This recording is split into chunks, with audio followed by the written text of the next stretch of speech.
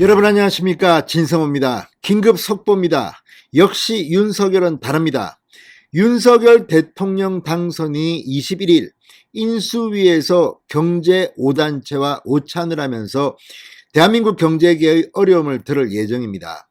무엇보다 문재인 정권은 세금을 왕창 걷어가지고 마치 선심서듯이 국민들한테 돈을 나누어주는 파퓰리즘 정책으로 표를 얻으려 했다는 그런 비판을 받아왔습니다.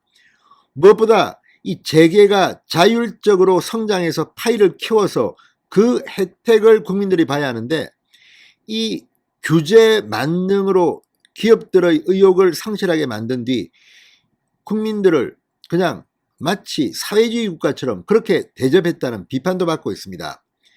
자, 문제는 대기업이 자발적으로 성장할 수 있는 기반입니다.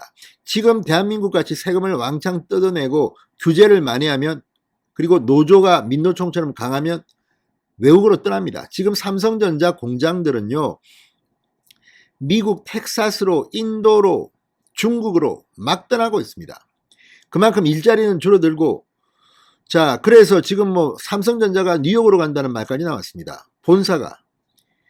자, 그리고 또 하나, 대한민국의 공장들, 현대자동차도 마찬가지입니다. 너무 임금이 높은 데다가 노조 힘이 셉니다. 지금과 같이 규제를 많이 하면 대기업들이 한국에 투자를 할 생각을 하겠습니까? 중요한 것은 이 세금을 좀 낮추고 이 열심히 일하는 사람들이 성과를 내도록 해서 파이를 키우는 겁니다.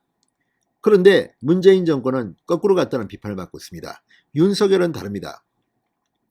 자, 그래서 경제 5단체와 인수위원회에서 오찬 간담회를 하는 것은 그만큼 의미가 깊습니다.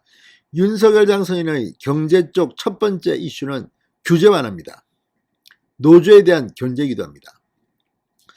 그런데 이 경제 5단체 장을 초청하는데 문재인 정권과는 확연히 다른 한 가지가 지금 화제가 되고 있습니다. 바로 정경련입니다. 자, 정경련 전국 경제인단체연합회, 사실 박정희 대통령이 만든 겁니다. 정말 가난했던 시절에 이병철 삼성회장을 불러서 이것 좀 만들어 주시오. 일본의 게이단렌, 경단련은 정말 일본 경제 성장에 물론 뭐 단점도 있었겠지만 상당히 중요한 역할을 했습니다. 우리나라 역시 산업화를 하는 과정에서 정경련의 파워는 대단했습니다. 그런데 정경련이 박근혜 정권과 유착됐다고 적폐라고 하면서 문재인 정권은 정경련을 거의 무시해버렸습니다. 탄압했습니다. 완전히 소외시켜버렸습니다. 정경련은 청와대 근처에 발도 못 붙이겠습니다. 그런데 윤석열 당선인은 달랐습니다. 허창수 정경련 회장을 부른 겁니다. 오히려 이 모임을 주관하도록 한 것 같습니다. 이렇게 세상이 변합니다. 갑이 을이 되고 을이 갑이 되고. 자, 어쨌든 윤석열 당선인의 이 행보는 문재인 청와대에게는 큰 충격일 것 같습니다. 진성호의 직설 시작합니다. 방송에 앞서 아직 진성호 방송의 구독자가 아니신 분은 붉은색 구독 버튼 눌러주십시오. 더 좋은 방송으로 보답하겠습니다. 자, 방금 들어온 속보입니다. 윤석열 당선인이 21일 날 경제 5단체장과 오찬을 함께 합니다. 이날 오찬은 문재인 정부 시절 적폐 취급을 받으면서 이 경제단체에서 완전히 소외됐던 정경련을 불렀다는 게 언론의 스포트라이트를 받고 있습니다. 자, 윤석열 당선인은 서울 종로구 통이동 인수위 사무실에서 허창수 정경련 회장, 최태원 대한상의 회장, 구자열 무역협회 회장, 김기문 중소기업 중앙회 회장, 손경식 경총 회장과 도시락 점심을 합니다. 자, 손경식, 최태원, 구자열, 김기문, 문재인 청와대에서 회의를 많이 했습니다만 허창수 정경련 회장은 정말 세상이 바뀐 것을 실감할 겁니다. 참으로 반가울 겁니다. 사실 정경련은 비판도 받았지만 중요한 순간마다 애국적인 활동을 참 많이 했습니다. 그런데 박근혜 정부 시절에 정경련과 많은 사업을 하는 데 대해서 적폐로 몰렸습니다. 문재인 정권은 정경련을 거의 벌레 보듯이 했습니다. 이제 정경련의 명예가 회복된 것으로 보입니다.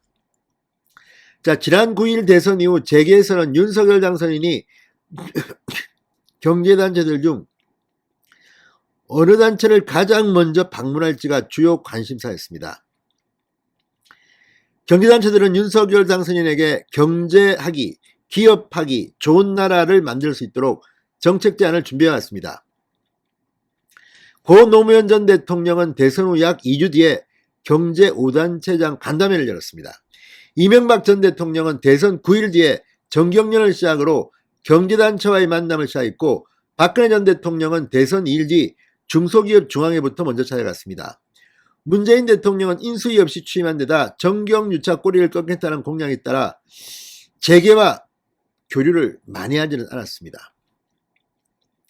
자, 재계에서는 정경련이 윤석열 당선인과 경제단체장들의 첫 오찬을 함께함에 따라 2016년 박근혜 정부 때 미르 K스포츠 재단 설립 과정에서 총대를 맸다는 이유로 급격히 추락한 정경련의 위상을 다시 회복할 수 있을지를 주목하고 있습니다.